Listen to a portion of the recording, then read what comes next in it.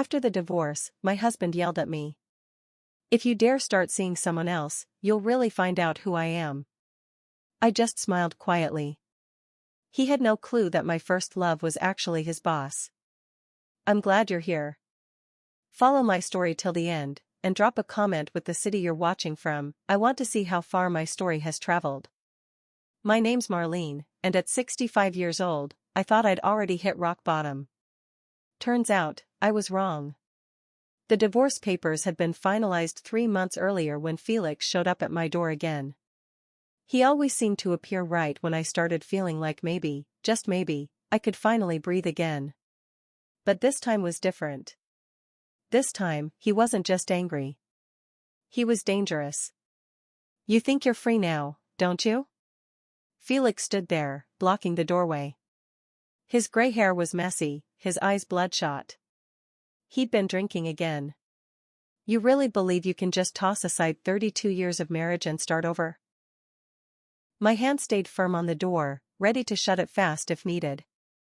Next door, my neighbor Mrs. Patterson was watering her plants on her balcony, close enough to hear if I screamed. That small bit of comfort kept me rooted there instead of running and hiding like I used to.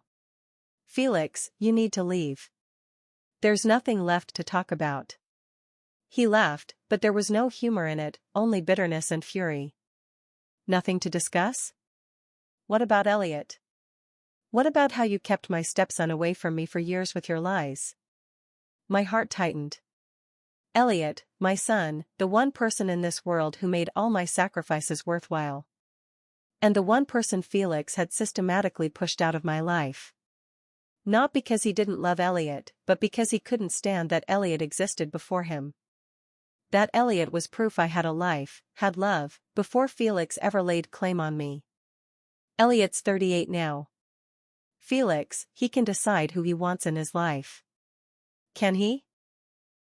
Felix's voice dropped to that dangerous, quiet tone I knew too well, the one that always meant the real cruelty was coming. "What do you think he'd say if he found out the truth? Why you really married me? How you were so desperate for stability that you abandoned the man you claimed to love?" His words hit their target as they always did.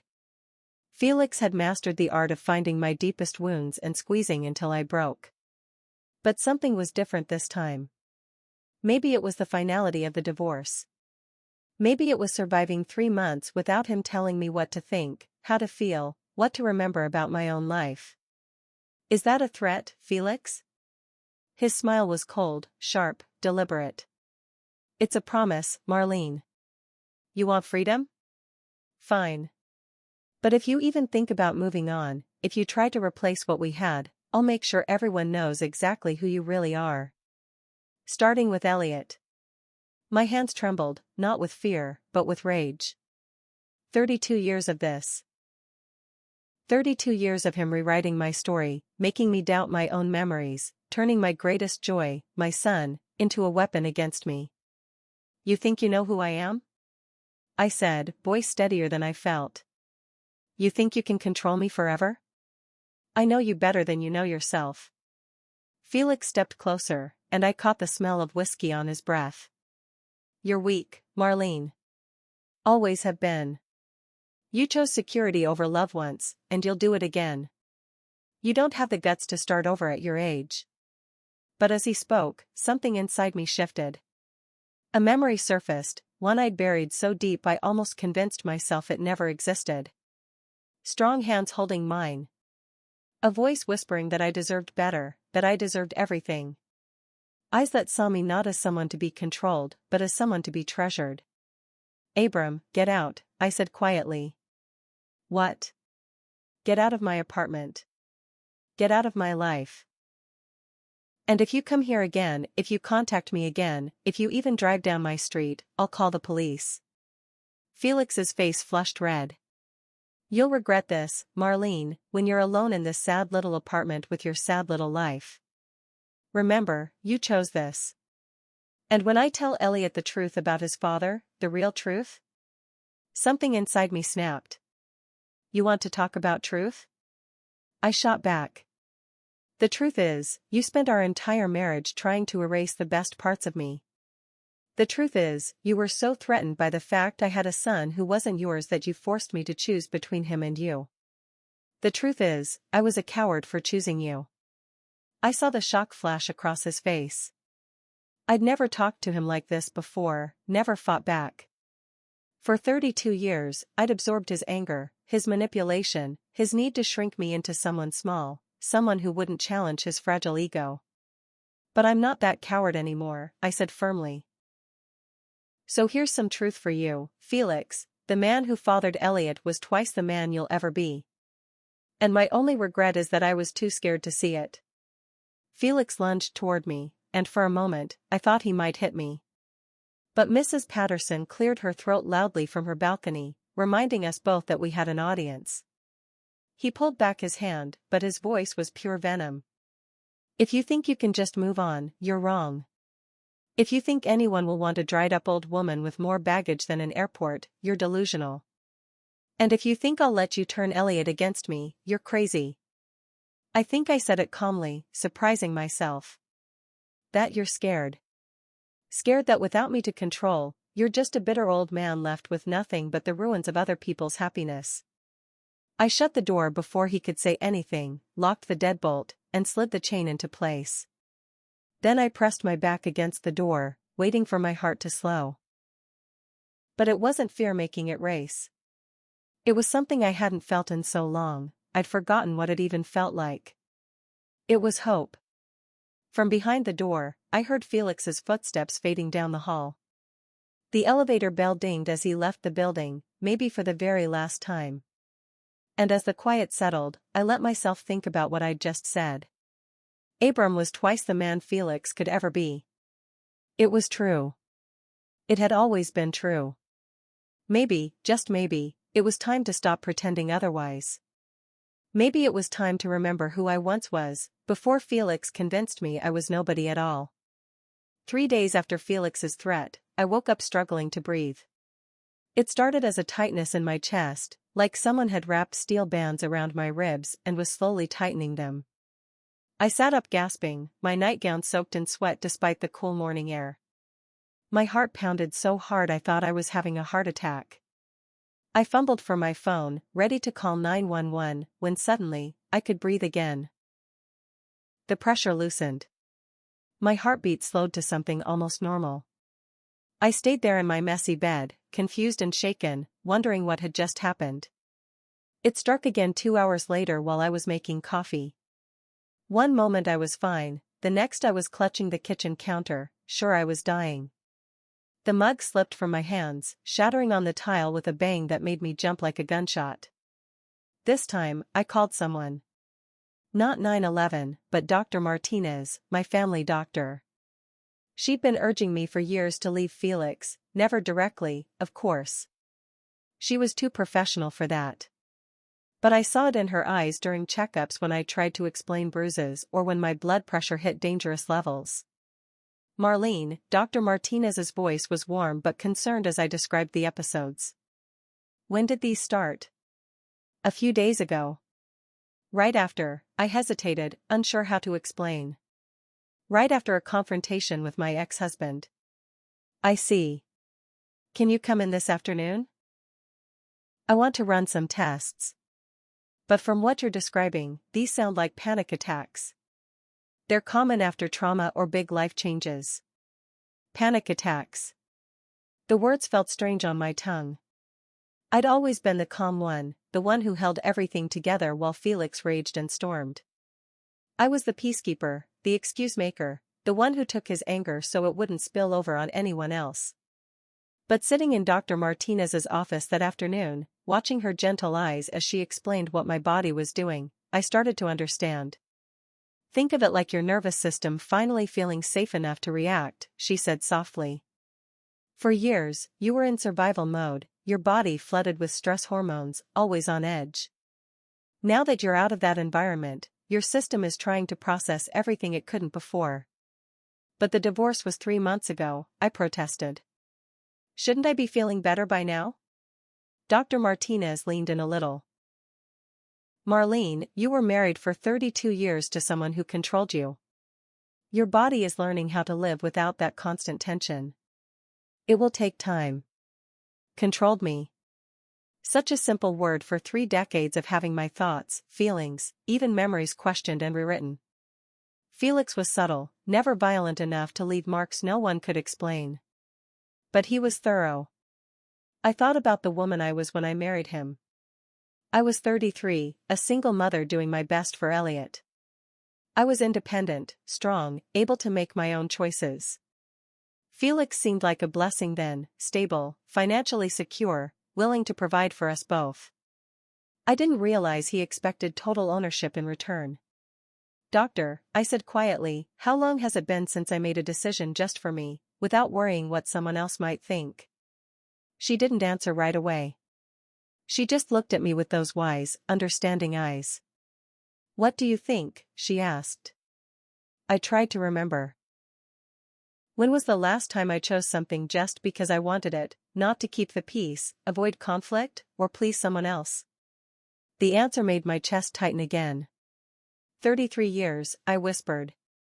It had been 33 years since I was truly loved, and 32 years since I made a choice only for myself. Neither of us missed the meaning behind those two numbers. One beautiful year when I was loved fully, genuinely, without conditions or demands to change. One year when someone looked at me and saw exactly who I was, and thought that was enough. "Abram, tell me about that year," Dr. Martinez said softly. Suddenly, I was 29 again, working at the downtown library, noticing the quiet man who came every Tuesday and Thursday to read business journals, and realizing he noticed me too. Abram was nothing like any man I'd known before. He asked questions, and actually listened. He made me laugh. He made me feel interesting, smart, worth hearing. When I told him I was pregnant with Elliot, he didn't run. He held my hands and asked what I wanted, what would make me happy. He spoke about the future as if I were essential to it, not an obstacle to overcome. He was building something. I found myself telling Dr. Martinez about his business. He worked constantly, but it wasn't like Felix's work. Felix worked to feel important. Abram worked because he had a vision for the life he wanted to create for us. He talked about the house he'd buy, how Elliot would have his own room and a yard to play in. What happened? The familiar weight of shame settled in my chest. My mother happened. My sister. They said I was foolish. That Abram was all promises and no follow-through. They said I needed to think about security, about giving Elliot a stable home with a man who already had everything, not someone chasing dreams. I remembered the night I ended things with Abram, the look in his eyes when I told him I'd accepted Felix's proposal. He didn't argue. Didn't try to change my mind. He just looked at me as if I'd broken his heart and said, "I hope he makes you happy, Marlene. You deserve happiness." Did he? Dr. Martinez asked, "Makes you happy?" I laughed, but it was a broken, bitter sound. He made me feel safe, or at least, what I thought was safety. And I told myself that was enough.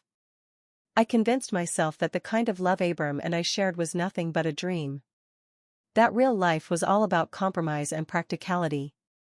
And now I'm 65, sitting in a doctor's office because my body is finally revealing the truth my mind was too afraid to face. I wasn't safe with Felix. I was trapped. All those years of compromise had been me disappearing bit by bit, until I barely recognized who I'd become. Now I'm having panic attacks because I can't remember who I am without someone telling me, I said.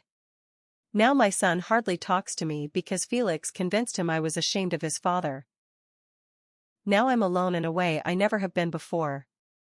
But even as I said it, I realized it wasn't completely true. Yes, I was alone, but for the first time in decades, this solitude was mine.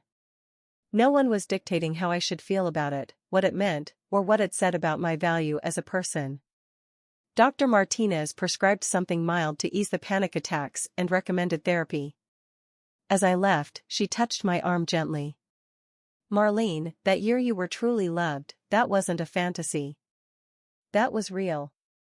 And so were you. You still are." Walking to my car, I felt the familiar tightness return, my heart racing again. But this time, instead of resisting, I sat inside and let it wash over me. I thought about what Dr. Martinez had said. My body was learning how to live without constant stress. Maybe my soul was doing the same. As the panic faded, I made a real choice, one just for me. For the first time in over 30 years, I was going to find out what had happened to Abram. That night, I did something I hadn't done in 32 years.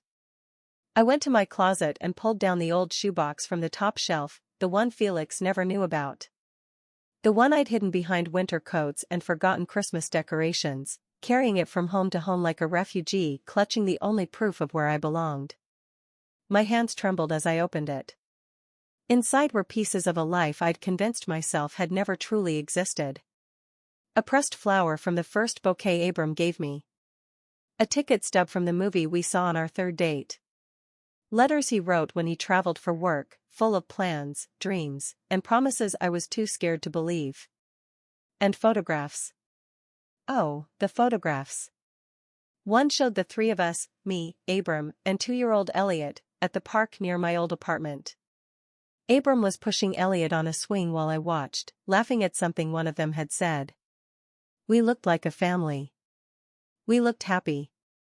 We looked real. I'd forgotten how Abram looked at Elliot. So different from Felix, who treated my son like an inconvenient reminder of my past. Abram saw Elliot as a gift, as an honor to help raise, not a burden. In the photo, Elliot's little arms reached out to Abram, complete trust shining on his toddler face. He'd called Abram Daddy for almost a year before I tore that away from both of them. I sat on my bedroom floor, surrounded by reminders of the life I'd thrown away, trying to remember exactly how it happened, how I went from feeling beautiful, loved, and full of hope to a woman who spent 3 decades apologizing for just existing. It started with my mother's voice echoing in my head, the same voice that criticized every choice I made from the moment I was old enough to have opinions. Marlene, honey, you have to be practical. That boy is sweet, but what can he really offer you? Dreams don't pay rent. Dreams don't put food on the table for Elliot. Then my sister Carol got involved. Carol, who married her high school sweetheart and stayed put for 20 years, who thought any relationship with passion or uncertainty was somehow wrong. You're not 18 anymore, Marlene, she said one morning over coffee while Elliot played at our feet. You can't afford to chase fairy tales.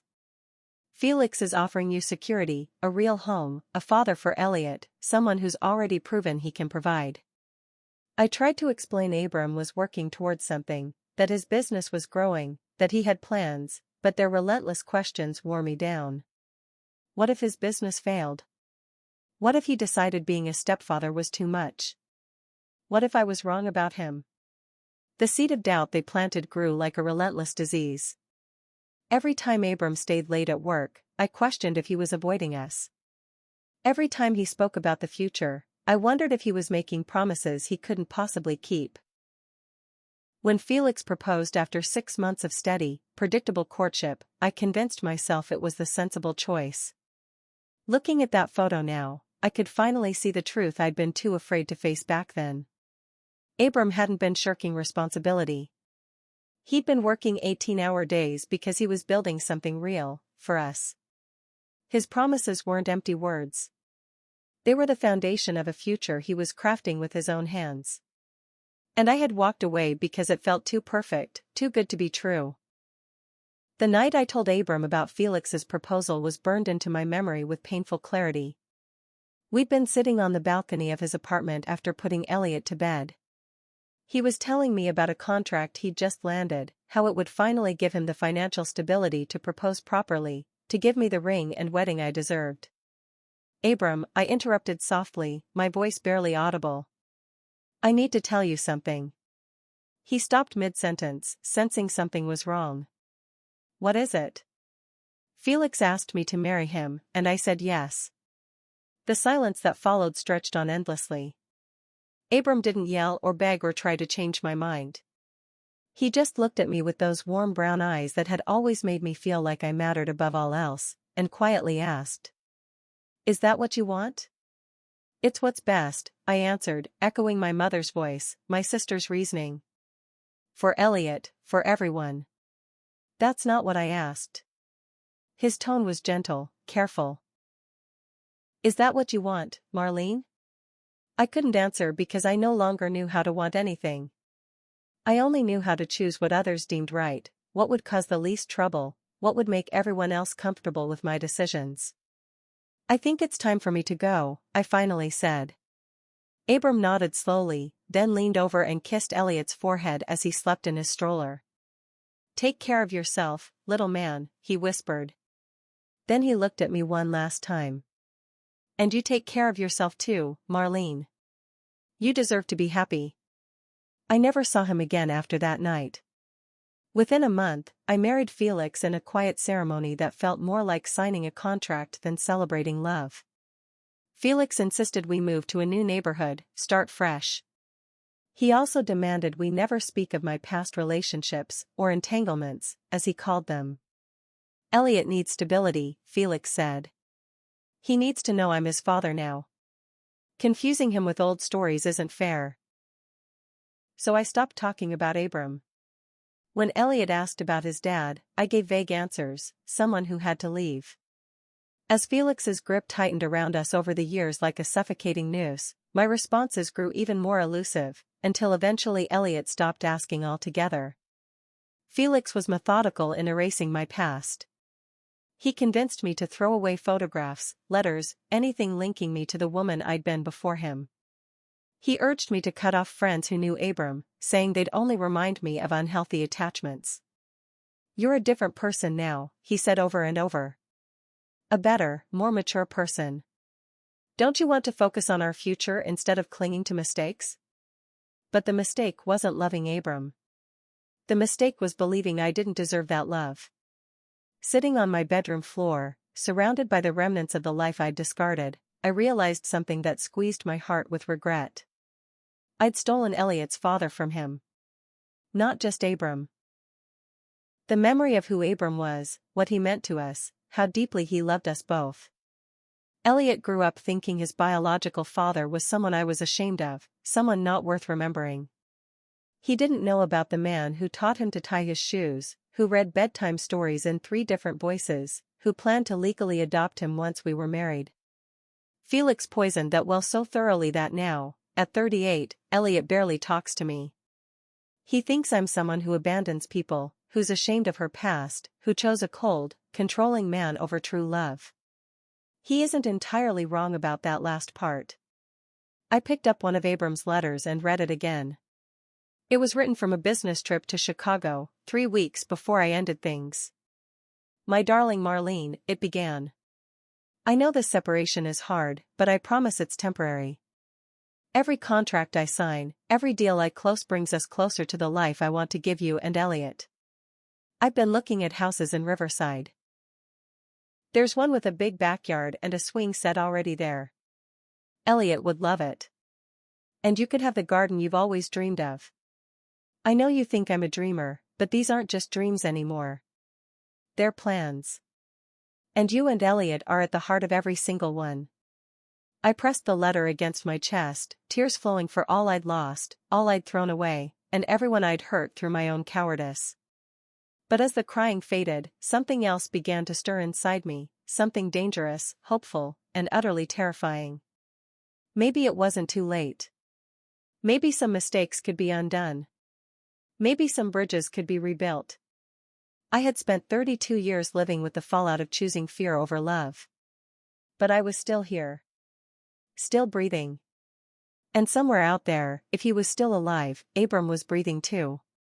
It was time to find out if the life I'd given up was really gone, or if there was still a chance to choose love, this time for real. As expected, Felix's harassment ramped up quickly. The day after I'd spent the evening lost in memories of Abram, Felix called me 17 times. When I didn't answer, he started showing up. First, he lingered in my apartment building lobby until the security guard asked him to leave. Then, at the grocery store, he followed me down aisles, muttering loudly enough for others to hear about ungrateful wives and family loyalty. But it was the moment at Dr. Martinez's office that pushed me to act. I'd arrived for a follow-up about my panic attacks and found Felix sitting in the waiting room like he belonged there. "What are you doing here?" I asked, my voice shaking with fear and anger. "Making sure you're getting the help you need," he said, loudly enough for the other patients. "Mental health is so important at our age, don't you agree? Especially when someone struggles to accept reality." The receptionist looked uneasy, and I saw other patients exchanging worried glances. Felix was planting doubts, making me look unstable, unreliable. It was the psychological manipulation he had perfected during our marriage. That night, I made a decision that would change everything. I was done being afraid. Done letting Felix control my story. If he wanted to escalate, I would meet him head-on. I called the police.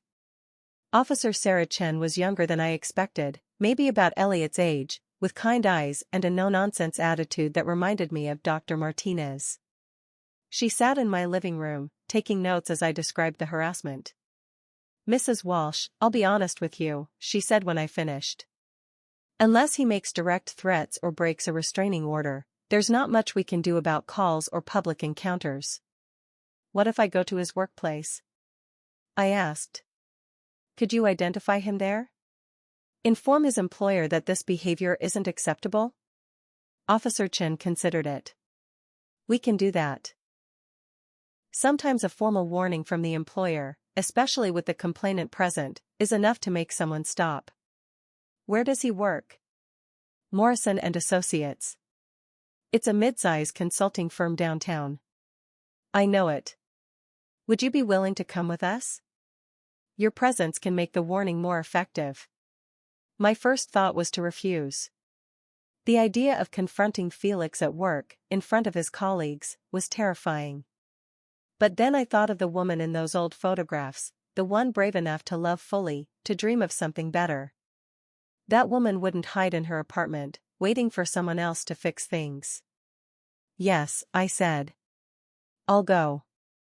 The next afternoon, I sat in the back seat of the police car, hands clenched tightly in my lap as we pulled up to the gleaming office building of Morrison and Associates. Officer Chen had brought her partner, Officer Rodriguez, and they'd explained what would happen. "We'll ask to speak to Felix privately first," Officer Chen said. "If he cooperates, that might be enough.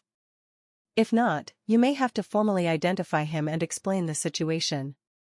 I nodded, heart pounding as we entered the lobby, marble floors, glass walls, all designed to impress clients with expensive elegance. Felix had always bragged about working here, using it as proof of his superior judgment and ability to provide a life I was supposed to be grateful for. The elevator ride to the 15th floor felt endless. When the doors opened, a receptionist looked flustered at the sight of two uniformed officers. "We need to speak with Felix Walsh," Officer Rodriguez said, flashing his badge. "It's about a civil matter." "Oh," the receptionist said, eyes wide. "Let me get Mr. Morrison. He'll want to know." Minutes later, a distinguished man in his 60s appeared, silver hair, commanding presence, clearly used to being in charge. "Officers, I'm David Morrison. How can I assist?" "We need to speak with one of your employees, Felix Walsh, regarding a harassment complaint." Mr. Morrison's expression turned serious. "I see.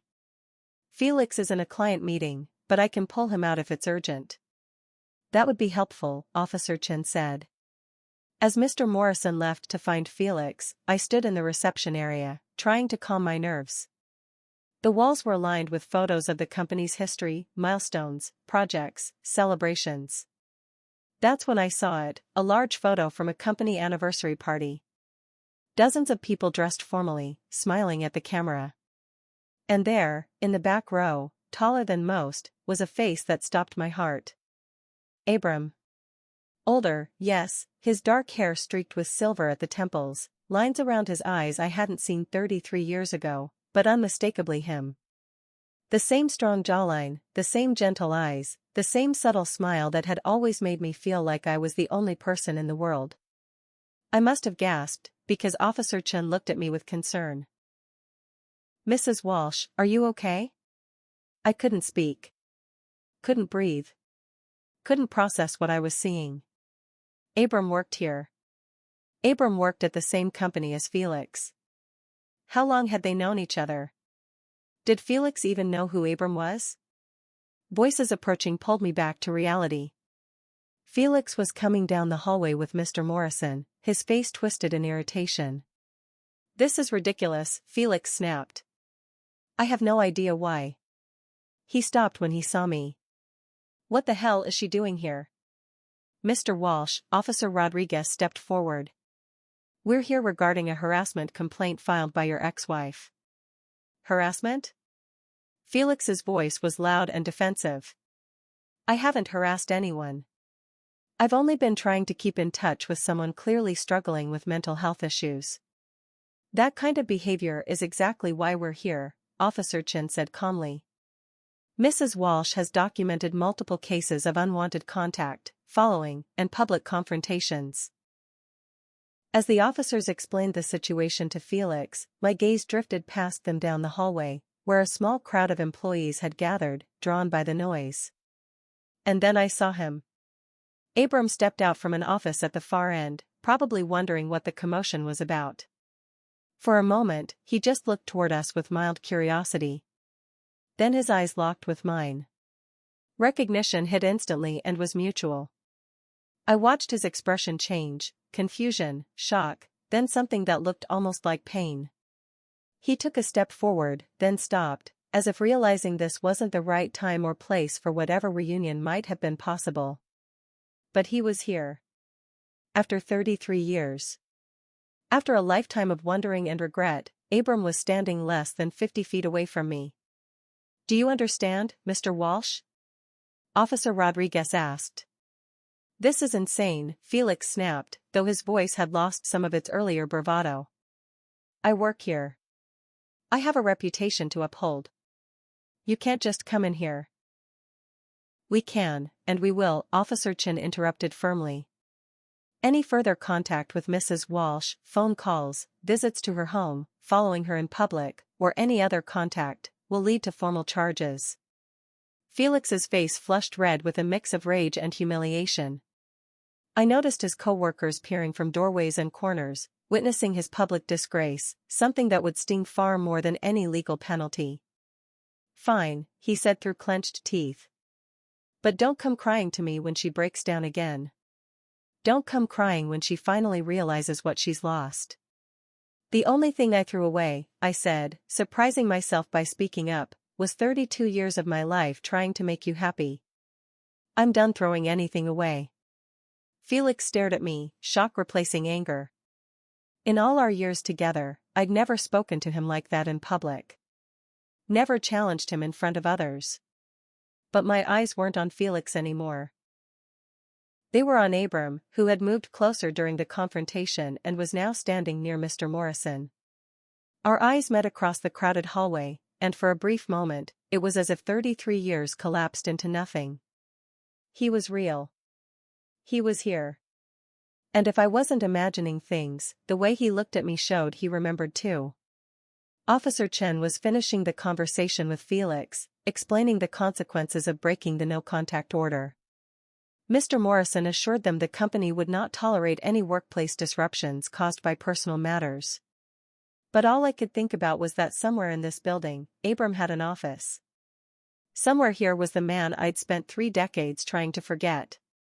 The man whose memory had been the only thing that kept me feeling human during the darkest years of my marriage. As we prepared to leave, I caught one last glimpse of him. He was still watching me.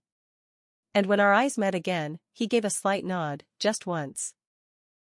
Like he was acknowledging he'd seen me, that he knew this wasn't a coincidence, and that maybe, just maybe, this moment meant something to him as well.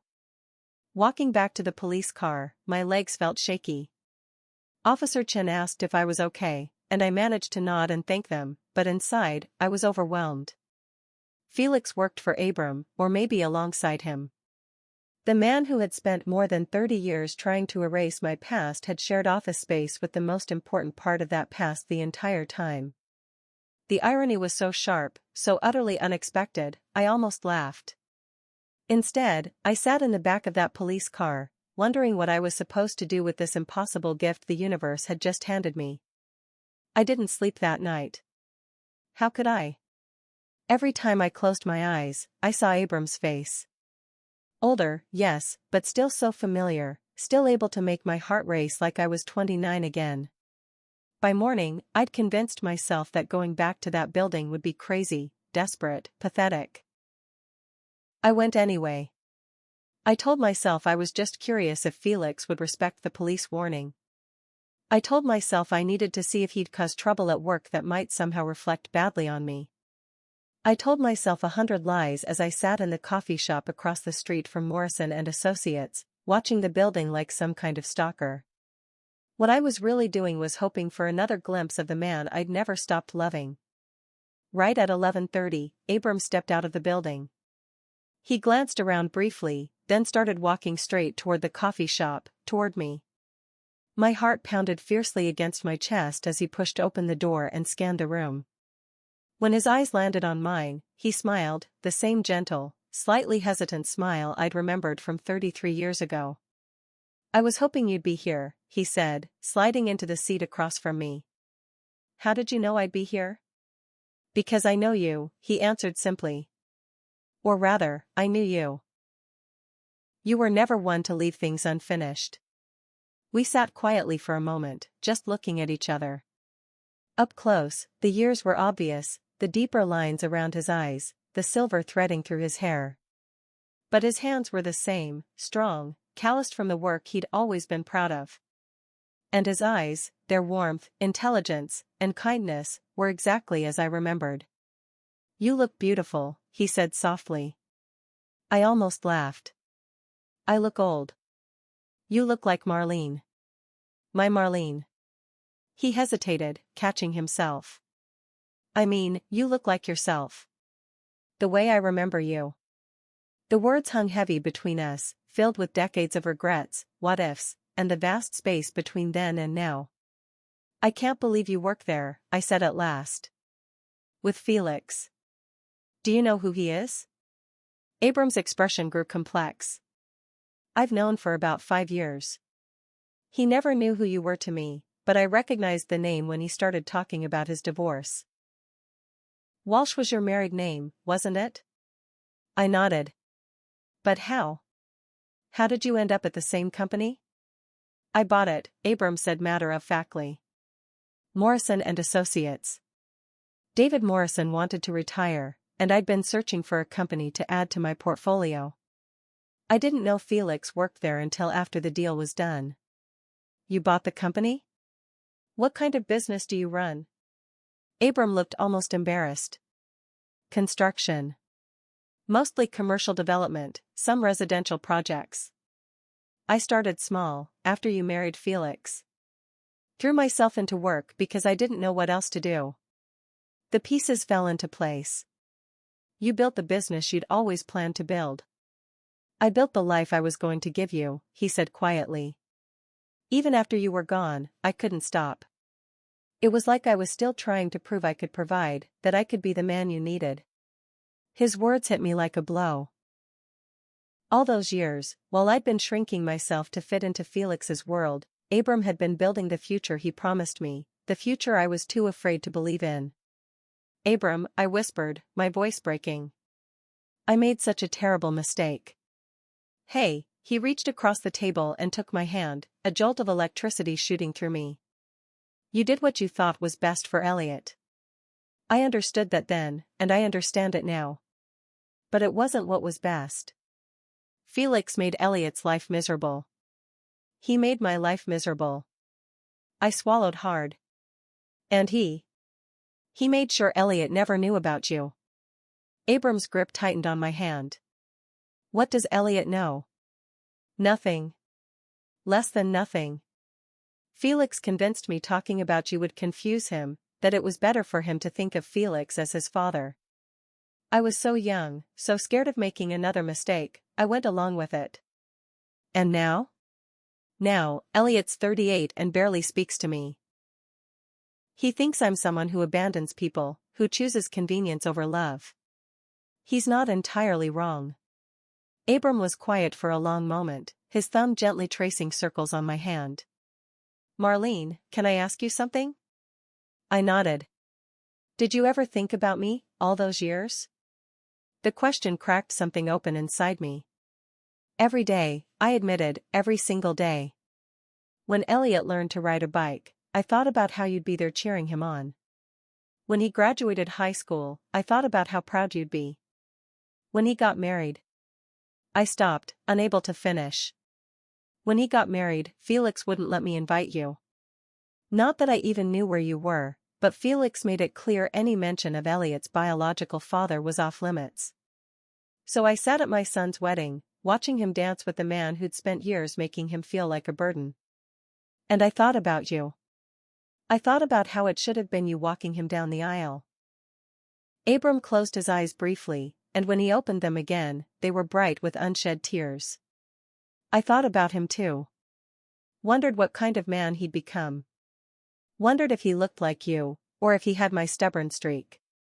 "He has your hands," I said without thinking. "And your laugh. And this way he tilts his head when he's really thinking about something. You remember things like that about me?" "I remember everything about you." I tried not to, but I couldn't forget. Felix used to get furious when he caught me lost in thought. He'd say I was living in daydreams and needed to focus on reality. But you weren't a daydream. What we had wasn't some fantasy. Abram lifted my hand to his lips and kissed it softly. "No, it wasn't." We sat quietly for a while, each of us absorbing the weight of what we'd lost, what we'd rediscovered, and what might still be ahead. Finally, Abram broke the silence. "Marlene, I need to tell you something about Felix." My stomach tightened. "What about him?" "Yesterday, after the police left, David Morrison called me into his office. He's worried about the disruption and wants to talk about Felix's employment." "Is Felix going to be fired?" "Not right away, but David's been looking for reasons to let him go for some time now. Felix's work has been a problem. He's alienated clients with his attitude, and there have been complaints from coworkers about his behavior." I thought about Felix's threats, his conviction that he could control my life forever. He always boasted his job was secure, that he was indispensable. He's not. And now, with the police involved over harassment, David's preparing a case to terminate him. It could take months, but Felix's time at Morrison and Associates is limited. The irony was almost unbearable. Felix, the man who destroyed my relationship with Abram out of jealousy and control, was about to lose his job because of how he treated me. And the one making that call was the same man Felix had unknowingly pushed away 33 years ago. "There's more," Abram said. "David's retiring next year. He's offered to sell me his remaining share of the company. I'd be the sole owner." My breath caught. "That means I'd be your boss, Marlene. Felix would have no choice but to leave you alone." His calm confidence sent a chill through me. This wasn't the young dreamer I'd once known, full of hope and promises. This was a man who'd spent decades building real power, real influence, someone who could finally protect me in ways 29-year-old Abram never could. "Abram," I said cautiously, "what are you thinking?" He smiled, and for the first time, there was steel beneath the warmth. "I'm thinking the universe has its own kind of justice. I'm thinking maybe it's time Felix experienced what it's like to have his life controlled by someone else." "And what about us?" The words escaped before I could stop them. Abram's face grew serious. "What about us, Marlene? What do you want there to be between us?" I looked at the man who'd loved me completely when I was young and scared, who'd built the life he'd promised even after I walked away, who now looked at me as if 33 years were just a long weekend apart. "I want to try again," I said. "I want to see who we might have been, and who we still could be." Abram's smile lit up with pure joy. "I was hoping you'd say that." He stood and came around the table, holding out his hand. "Want to see that house I told you about? The one with the big backyard and swing set? I never sold it." 3 months later, I stood in the kitchen of the house Abram had bought for us all those years ago, watching him make coffee like he used to on Sunday mornings. The swing set still stood in the backyard, weathered but solid, waiting for grandchildren who might one day play there. Moving in with Abram hadn't been an easy choice.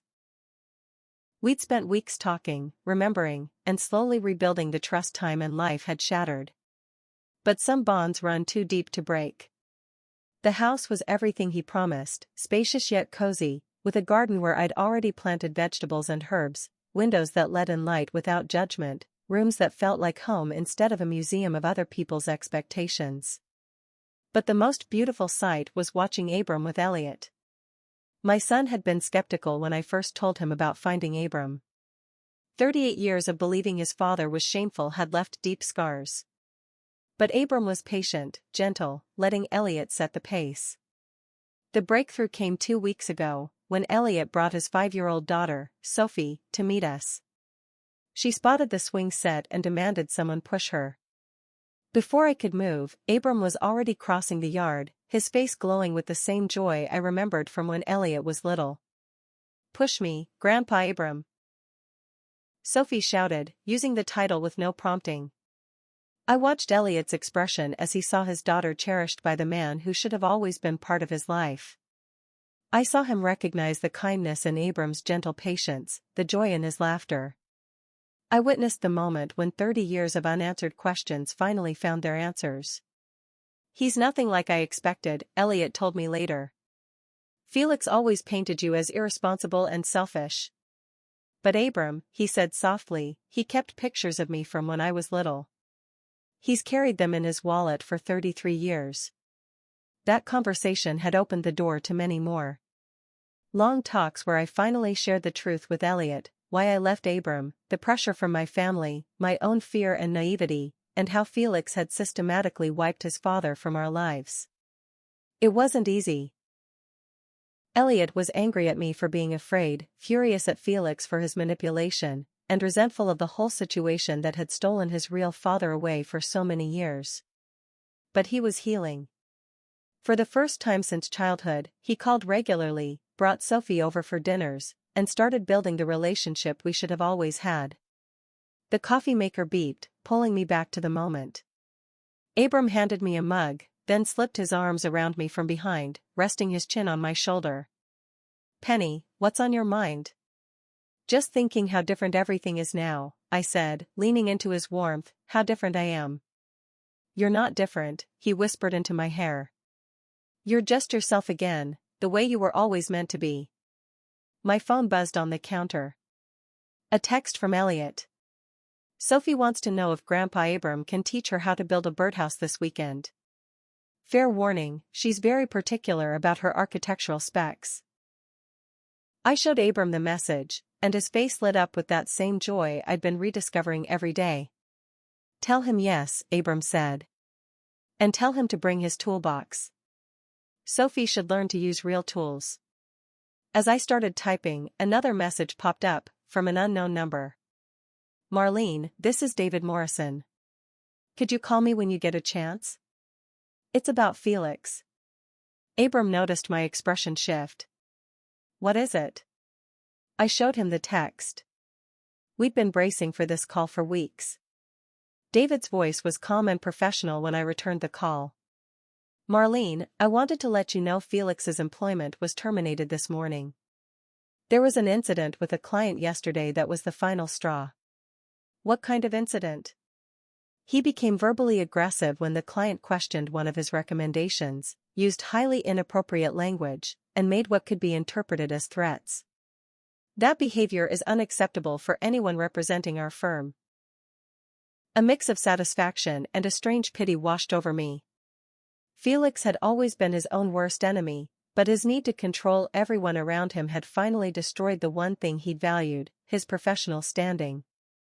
David continued, "I want you to know this decision is unrelated to the harassment complaint. It's solely based on job performance and conduct. Felix has also been told he is not to return to the premises under any circumstances." After hanging up, Abram and I sat quietly. Felix's firing meant far more than losing a job at Morrison and Associates. At 67, with a reputation for being difficult, finding comparable work would be nearly impossible. The comfortable life he'd built, the status he craved, the financial security he'd used to justify his behavior, gone. "How do you feel about this?" Abram asked softly. I thought for a moment.